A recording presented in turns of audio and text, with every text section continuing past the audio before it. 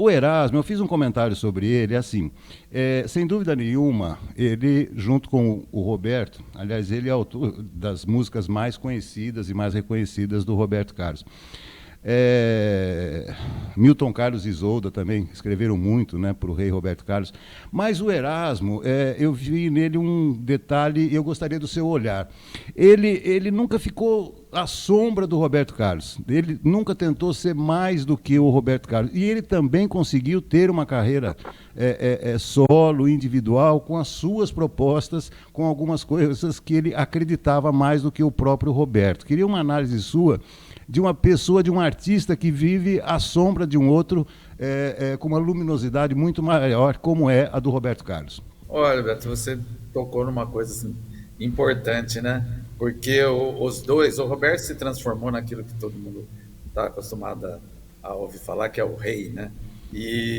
Mas o Erasmo construiu a carreira dele e o gosto musical dele, paralelamente, né? Ele fez que se transformasse numa carreira independente. Então, toda a ligação da história musical do Erasmo com o Roberto é obviamente muito forte. O movimento Jovem Guarda é um dos maiores movimentos da história da música brasileira, né? E bem alicerçado em cima dos dois. Mas o Erasmo conseguiu, como você falou, né?